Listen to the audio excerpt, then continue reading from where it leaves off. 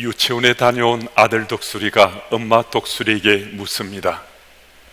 엄마, 나 독수리 맞지? 그럼 내 새끼 독수리지. 밖에 나가 놀고 오더니 새끼 독수리가 엄마에게 다시 한 번 더 묻습니다. 아무래도 이상해. 엄마, 나 독수리 맞지? 그래도 고개를 갸우뚱하면서 새끼 독수리가 다시 말합니다. 엄마, 나 진짜 독수리 맞지? 그래, 이 닭대가리야. 예수님을 구주로 영접함으로 우리는 구원받은 그리스도인이 되었습니다. 예수 십자가의 보혈의 피 공로가 우리 죄를 깨끗하게 씻어주셨다는 사실이 믿어졌어요. 이 믿음이 우리에게 있으면 우린 세상 속에 하나님의 자녀의 신분이 변화가 되었고 그리스도인으로 살게 된 겁니다. 그런데 문득 내가 그리스도인인 사실이 잘 안 믿어져요. 확신이 서지 않아요. 그래서 스스로 의심하면서 내가 지금 그리스도인인가 아닌가 자꾸 묻고 스스로를 헷갈리게 하다 보면 이 닭대가리야 하는 새끼 독수리 같은 핀잔을 우리가 들을 수도 있습니다.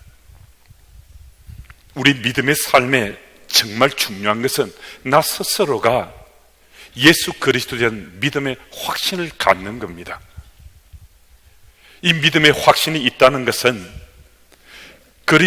예수님이 그리스도로 구원자로 믿어지는 거거든요. 그러면 누가 뭐라 하든 간에 나는 하나님의 자녀요 구원받은 그리스도인이 틀림없습니다. 그리스도인의 의식이 분명해지면 뜻을 정해서 그리스도인의 걸맞는 삶을 우리가 살아야 된다는 거예요.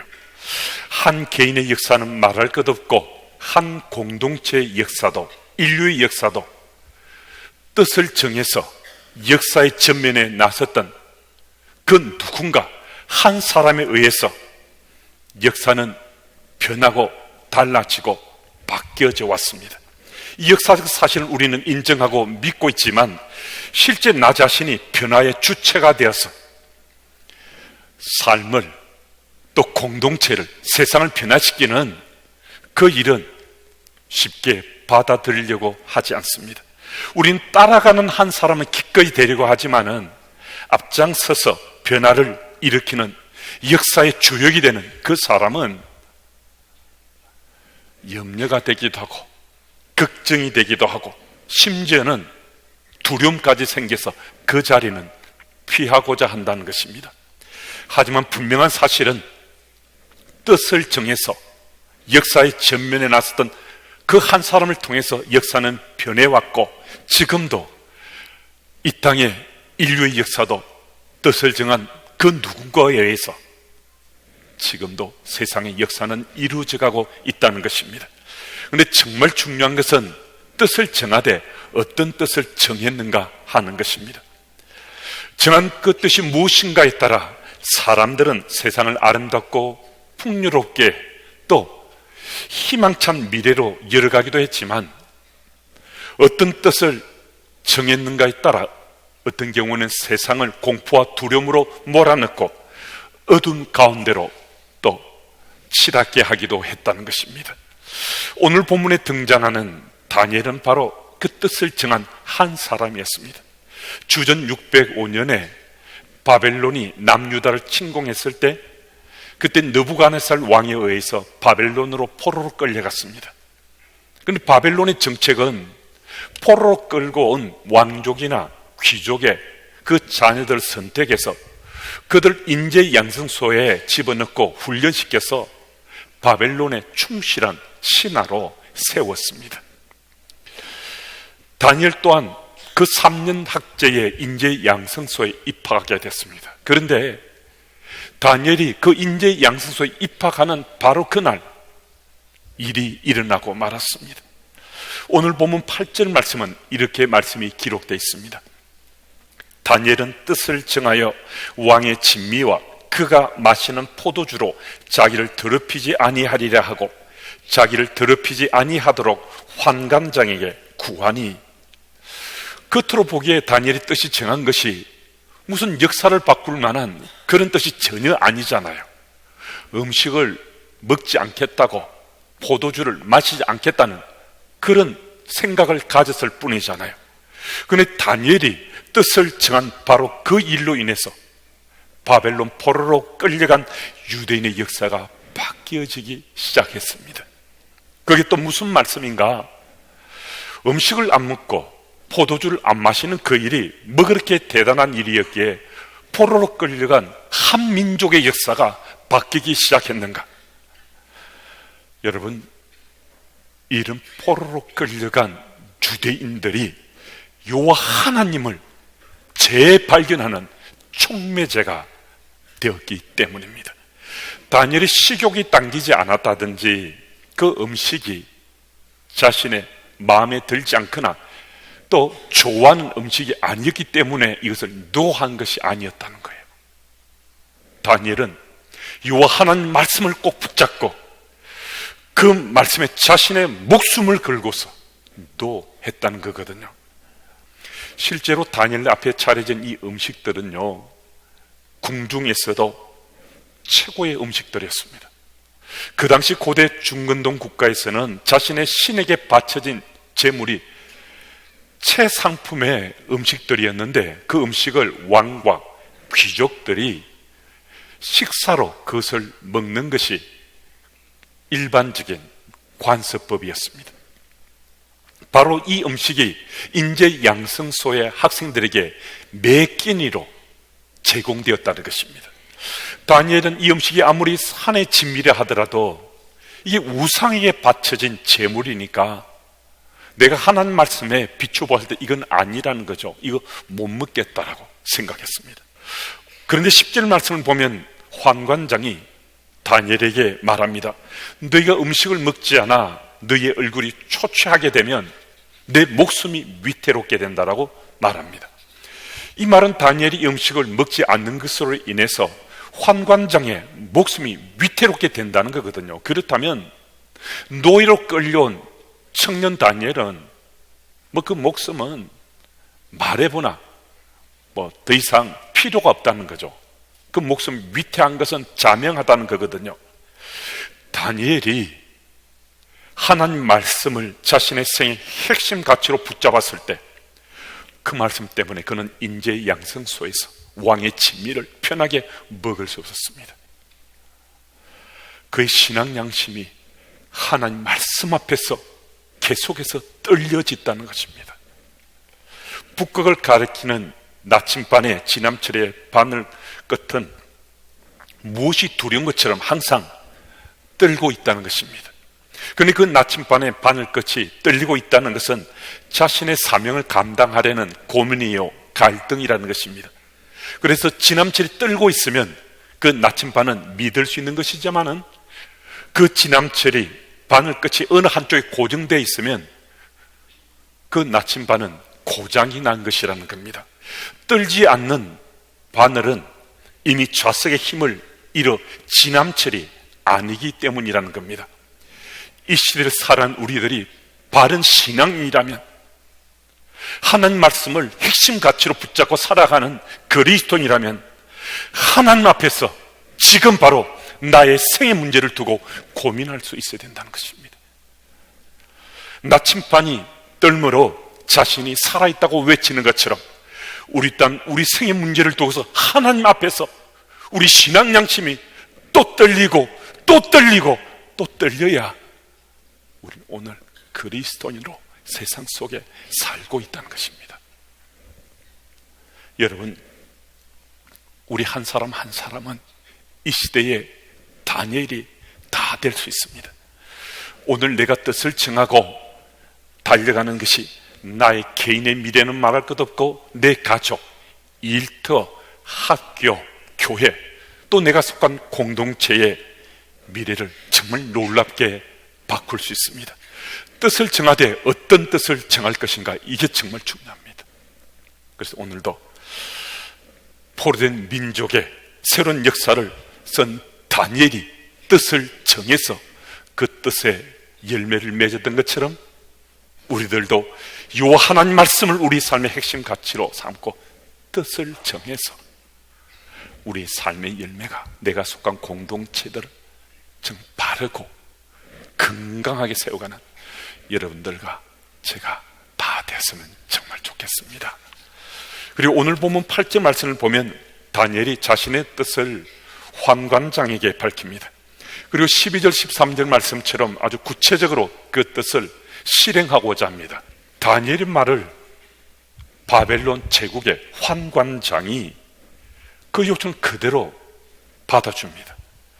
10절 말씀처럼 환관장이 다니엘의 요청을 받아준다는 것은 이것은 불가능한 일이었습니다. 만약 환관장이 다니엘의 청을 들어준다면요, 이건 왕의 명을 어기는 거잖아요. 왕의 명을 어길 만큼, 곧 환관장이 자기 목숨을 걸 만큼 이 다니엘을 옛날부터 잘 알았던가, 다니엘이 그만큼 환관장의 특별한 사람이었는가? 그것 아니었잖아요. 패망한 나라에서, 이제 패망해 가는 나라에서 포로로 끌려온 이방의 청년입니다. 정말 별 볼 일 없는 청년입니다. 일면식도 없었던 청년입니다. 그런데 정말 놀랍게도 그 환관장이 목숨을 걸고 이 다니엘의 청을 들어주고 있는 거예요. 정말 놀라운 일이 일어났잖아요. 어떻게 대바벨론 제국의 환관장이 다니엘의 청을 들어줄 수 있었는가? 그 비밀이 오늘 9절 말씀에 기록되어 있습니다. 우리 이 9절도 같이 읽습니다. 우리 함께요. 하나님이 다니엘로 하여금 환관장에게 은혜와 긍휼을 얻게 하신지라. 아멘. 여러분, 이게 중요합니다. 어떻게 이런 일이 가능한 거죠? 어떻게 환관장이 다니엘의 청을 들어주게 된 거죠? 하나님이 하셨잖아요. 하나님께서 다니엘에게 은혜와 긍휼을 베푸셔서 그를 도와주신 거였거든요. 다니엘이 자신의 인생의 핵심 가치로 요 하나님 말씀을 붙잡았습니다. 그 말씀이 능력이 되었어요. 그 말씀을 능력으로 붙잡고 그가 하나님 앞에서 자신의 삶을 세웠을 때 그는 담대하고 당당하게 목숨 걸고 환관장에게 이 요청을 할 수 있었습니다. 저는 이 말씀을 읽으면서요, 정말 제 마음이 떨렸습니다. 하나님께서 제가 하나님 말씀을 붙잡고 말씀을 확신 가운데 그 능력을 내가 믿으면 하나님께서 다니엘에게 행하셨던 것처럼 내게도 행하시겠다. 이것이 믿어졌어요. 오늘 이 자리에 함께한 우리 교우들이 하나님 말씀의 그 능력을 믿고 확신하며 그 말씀을 붙잡으면 우리 믿음의 삶 가운데도 하나님께서 다니엘에게 행하셨던 이런 놀라운 일을 주께서 행하시겠다라고 말씀하시는 것이 마치 들리는 것 같았습니다. 여러분, 지금 이 순간도 여호와 하나님은 죽으신 하나님이 아니세요. 여호와 하나님은 살아계신 하나님이세요. 하나님이 살아계시다는 이 사실이 우리에게 믿어지면 우린 일상 가운데서도 말씀의 능력을 힘입고 우리가 뜻을 정해서 오늘도 주와 동행하며 살 수 있는데요, 그 뜻은 반드시 이루어진다는 것입니다.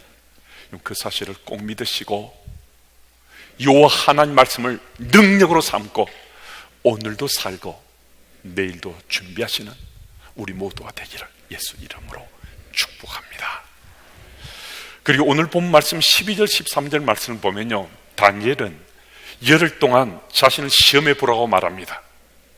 왕의 진미를 먹는 청년들과 채소와 물을 먹는 자신들을 한번 테스트 해보고 그러고 나서 환관장이 결정을 내리라 라고 말해주고 있습니다. 이 열흘의 시간들은요, 사실은 이 다니엘에게는 이 목숨을 걸고 지금 자신의 삶을 던진 시간들이거든요. 만약 이 열흘이 지났을 때 왕의 진미를 먹었던 청년들과 이 다니엘의 이 친구들의 모습이에요, 왕의 진미를 먹은 청년들이 더 우위에 있으면 다니엘의 목숨은 이건 좀 위태로운 겁니다. 그런데 이 열흘 동안에요, 다니엘이 염려하고 걱정했겠습니까? 두려워 떨었겠습니까? 이건 그렇지 않습니다. 다니엘은 살아서 역사하시는 하나님을 믿었어요. 그 하나님을 전적으로 믿고 신뢰했어요. 하나님이 하나님 되시는 믿어졌기에 그는 염려도 걱정도 없고 두려움에 떨지도 않았습니다. 그는 오히려 기대하며 설레이는 마음으로 열흘의 시간 동안에 채소와 물을 마시면서 분명 이 시간을 보냈을 것입니다. 여러분, 정말 그렇습니다. 우리 믿음의 삶 속에 이 하나님을 전적으로 믿고 신뢰하면 우리에게 두려움이 사라집니다. 걱정, 근심도 사라지게 되어 있습니다. 그리스도인 살아온 우리들이 분명히 나 예수 믿는 사람이지만은 이 땅에 발 딛고 살기 때문에 우리 영적인 상태는 때로는 업되지만은 때로는 다운합니다. 그런데 우리 영적인 상태가 고양돼 있고 이 하나님 말씀이 확신 가운데 우리 믿어지면요, 하나님을 전적으로 신뢰하며 살아가게 되면 세상에 어떤 폭풍이 닥치더라도요, 우리는 전혀 문제 없습니다. 이것은 아무 문제가 되지 않아 이 폭풍을 통해서 하나님께서 특별한 은혜를 내게 베푸시려는 모양이지, 비록 고난이 닥쳐오더라도 고난만 보이는 것이 아니고 고난 저 너머에 주의 영광이 보이시는 거예요. 주께서 이미 예비하신 하늘의 은혜의 복, 이 세상 속에 누릴 수 있는 그 복을 우리가 예견할 수 있다는 겁니다. 15절 말씀을 보면 전적으로 하나님을 믿고 신뢰했던 다니엘이 마침내 승리한 소식이 기록되어 있습니다. 우리 하나님께서는 전적으로 하나님을 믿고 신뢰하는 자는 그가 누구든 반드시 승리를 가져다 주신다는 것입니다. 우리 교회 학교의 슬로건은 유유청청 리바이벌입니다. 유치부 아래쪽에 유소년의 유, 청소년의 청, 대학 청년의 청 해서 유유청청. 그리고 유유청청이 분리가 아니라 서로 연합을 해서 아름다운 연합을 통한 그 열매들을 통해 회복과 부흥이 일어나기를 기대하며 리바이벌을 하고 있습니다. 그동안 우리 교회는 청소년 집중 사역이라는 기치를 들고서 10수년간 이 사역에 집중해 왔습니다. 그런데 실제 청소년 집중 사역이 되기 위해서는 유소년과 유치부 아래 부서에 집중해야 사실은 청소년 집중 사역이 더 튼튼해져 갈 수 있습니다. 그래서 작년부터 우리 교회 학교는 유소년과 유치부 아래쪽에 집중하는 그 사역을 시작했습니다. 그들이 얼마 지나냐면 청소년이 될 것이기 때문입니다. 그래서 지금 유치부 아래쪽에서 부모님과 미책 아이들이 교회에서 뿐만 아니라 가정에서 말씀을 함께 읽어요. 순서에 따라서 또 말씀을 함께 묵상해요. 그 아이들과 엄마 아빠가 말씀을 삶에 적용하면서 지금 살기 시작했어요. 그런데요, 지금 일어난 일은 정말 놀라운 일들입니다. 그 엄마 아빠와 아이들이요, 충실하게 그 일을 해나가면서 가정에서 놀라운 일들이 지금 일어나고 있습니다. 기대했던 것보다 훨씬 더 좋은 반응들이 드러나고 있습니다. 이 아이들과 엄마 아빠가요, 앞으로 5년, 앞으로 10년 계속해서 교회와 가정에서 하나님 말씀을 가까이 하고 하나님 말씀을 묵상하고 삶에 적용하며 살아가면 그 아이들이 중학생이 되었을 때, 그 아이들이 고등학생이 되었을 때 어떤 일이 일어나겠습니까? 지금 중학생, 고등학생 부모님들이 학교 시험 기간이나 입시를 맞게 되면요, 주일날 예배를 드린다, 주일날 빼먹고 그 시간에 시험 공부를 한다, 이 선택의 자리에서 예배 아닌 시험 공부를 택한다. 여러분, 이게 이상합니까? 우리 가운데 적지 않은 우리 엄마 아빠들이 시험 기간이나 입시를 앞두었을 때는 아이들 교회에 보내지 않습니다. 시험 공부를 준비케 합니다. 중직자의 자녀들도 예가 아닙니다. 여러분, 그러면 이게 이상한가? 여러분, 이상하지 않습니다. 이상하지 않는 것이 오늘 세상의 흐름입니다. 저는 지금 그런 선택을 하시는 부모님들을 비판하거나 비난하려는 것 아닙니다. 세상이 모두 그런 선택을 하는데 현실 속에서 예배 아닌 공부를 선택하는 부모님을 탓하기보다는 오히려 이해가 잘 됩니다. 하지만 저는 이 교회 담임 목사로 하나님을 전적으로 믿고 신뢰하며 그 선택의 자리에 우리가 서게 된다면 앞으로는 예배, 공부 중에 예배를 선택할 그 길을 계도하려는 뜻을 정했습니다. 그 길은 한 번, 두 번으로 되지 않습니다. 한 해, 두 해로도 안 됩니다. 적어도 5년 이상은 엄마, 아빠와 함께 아이들이 이 길을 걸어가야 합니다. 그래서 그 아이들이 중학생이 되었을 때, 그 아이들이 고등학생이 되었을 때 엄마, 아빠와 아이들이 주일날 예배, 공부, 선택의 자리에 서게 되었으면 저는 예배를 택하리라 믿어집니다. 아이들과 함께 부모님들이 5년 동안 말씀을 가까이 하고 말씀을 삶에 적용하며 같이 살아왔어요. 10년을 아이들과 엄마 아빠가 그 말씀을 따라 엄마 아빠가 가정의 신앙의 교사가 돼서 아이들 믿음을 양육했어요.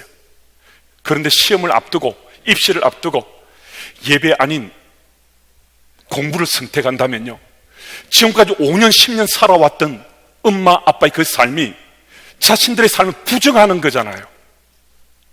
아이들이 가르친 모든 가르침이 다 헛된 거잖아요. 한 해 두 해도 아니고 5년을 10년을 그렇게 살아왔는데 입시를 맞았다고 시험 기간으로 내 아이를 교회에 예배 드리지 않고 가정에서 공부하라고 학교 가서 시험 공부하라고 그런다면 나의 지난 인생은 어떻게 되는 겁니까? 지난 5년간 10년 동안 아이들에게 가르치고 양육, 이건 어떻게 되는 겁니까?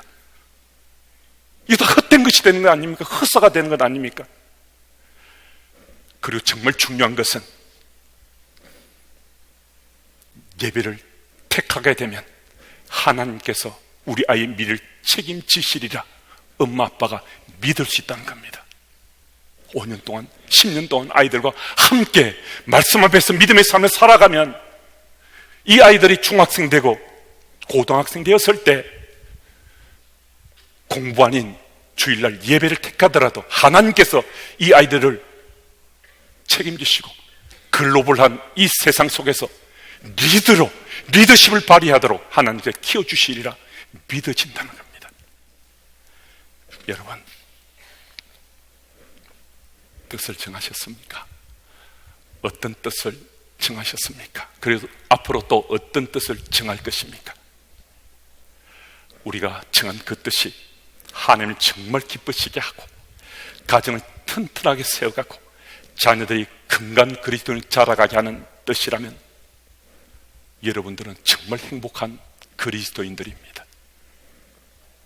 그래서 뜻을 정한 나 한 사람 때문에 우리 가정이, 일터가, 학교가, 교회가, 내가 속한 공동체가, 더 나아가서는 이 세상이 달라지고 또 새로워지는, 그것도 더 바르게, 더 곱게 새로워지는 그런 은혜가 우리가 속한 공동체 속에서 일어나고 우리가 직접 목격하게 될 것입니다.